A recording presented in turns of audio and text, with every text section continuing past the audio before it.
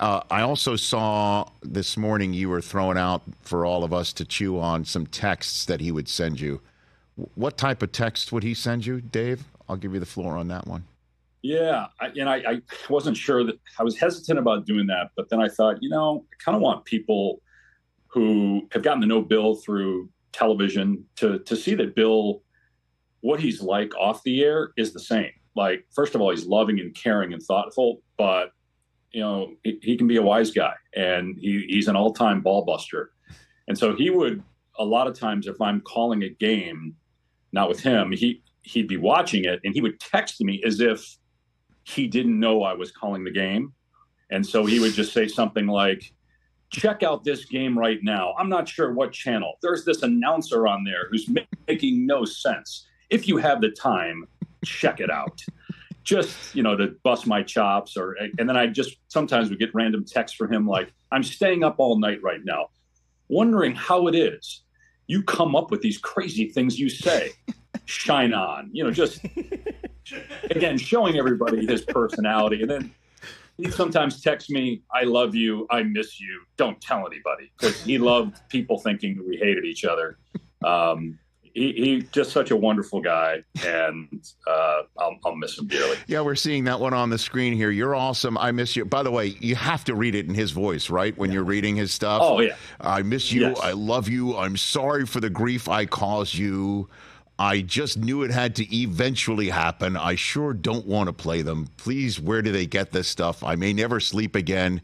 I'm installing more solar panels. Now, that's a reference to what when he's talking about solar? So, a couple of things. So where he says, I just knew it had to happen, because I sometimes would say, you just knew they were going to make a run, and he hated that. Or you wouldn't want to play this team right now. And so he hated that too. So he would text me those things. Okay. And his nickname for me was Cole, and he would call himself Solar. So he would text me, hey, Cole.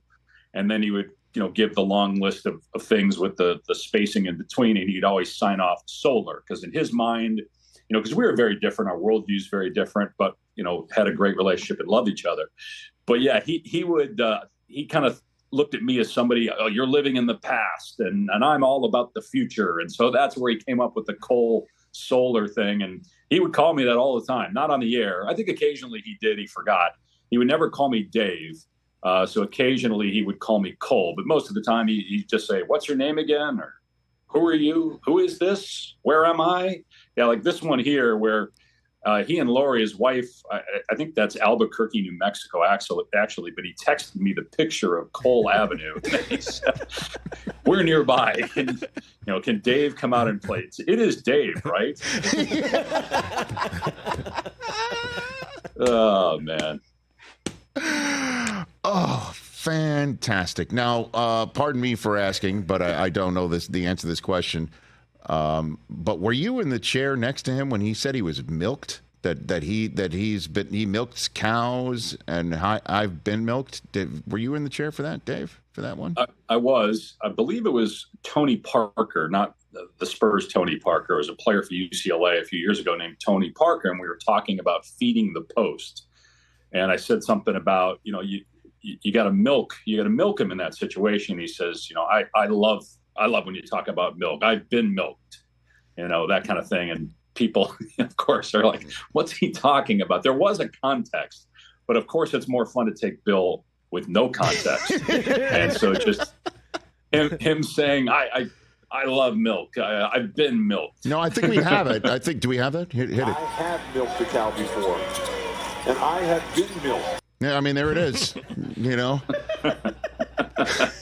So ridiculous. There was another one this year where I get it again. I did it on purpose to kind of set him up. And he said, I love when you talk about milk.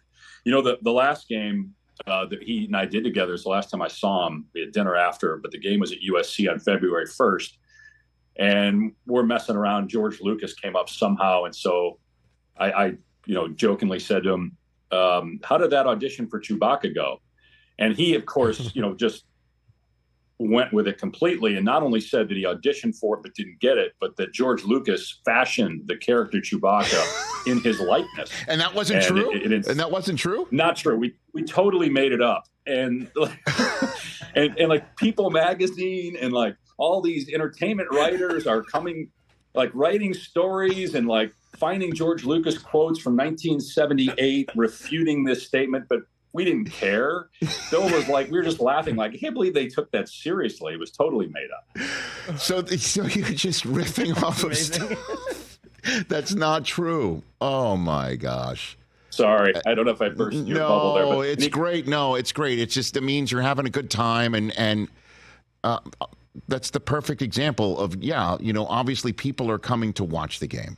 Okay, people are coming to watch the game and being told what is going on with the action. But this sort of byplay, it's so rare in our business, Dave.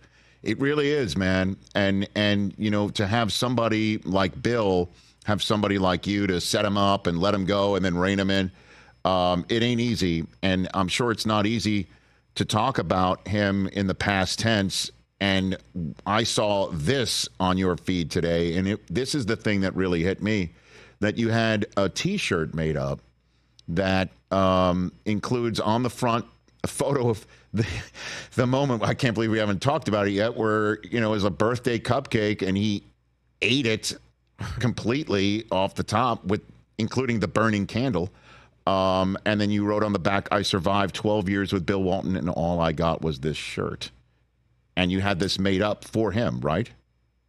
Yeah, I was going to present it to him or wear it or something in our last game, which was scheduled to be, I think it was March 9th, USC, Arizona.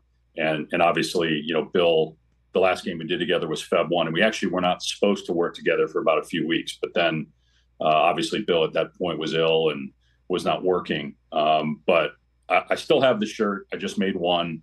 Obviously, it's sad that I didn't get a chance. I did text it to him for him to see it, and he enjoyed it. Because Bill, that's what Bill liked. He liked the playfulness. He would take his headset off in the middle of games and say, "Keep coming at me. Don't stop. There's nothing you can say that will offend me.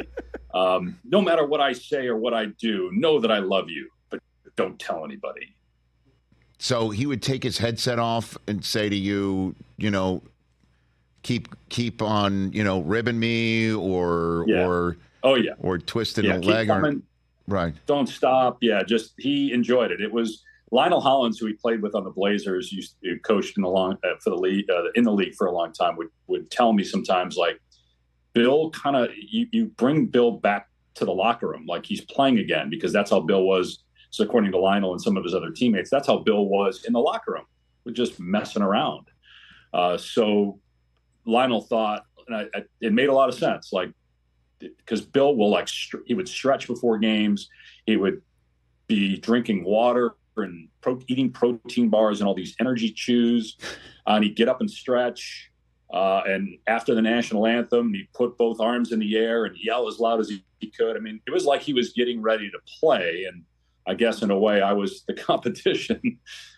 Did he have a special chair with him? Because that's what he had when I was shooting that Katy Perry music video with him. He had this big, huge metal chair because his back, he couldn't sit.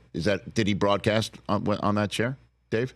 Yeah, he would bring a chair when we were somewhere where he had driven, and he could bring the chair with him. Otherwise, they'd set him up and stack, 3 or 4 chairs for him, because obviously his back was in, pretty bad shape. I mean, he biked and, moved around well, considering all that he had been through in his life with the feet injuries and then the major spine surgery, which, basically saved his life, thanks to Jim Gray, who knew this doctor when Bill was going through a time where he couldn't move. And, as Bill documented on a lot of platforms, he contemplated suicide, and he and Jim were really close, and Jim knew of a doctor that was kind of in the infancy stages of this spine surgery that Bill underwent, and basically saved his life. But still, it was really challenging for him to sit that long. And so he had to have a high chair. Catch the Rich Eisen Show every single day on the Roku channel, 12 to 3 Eastern, for free.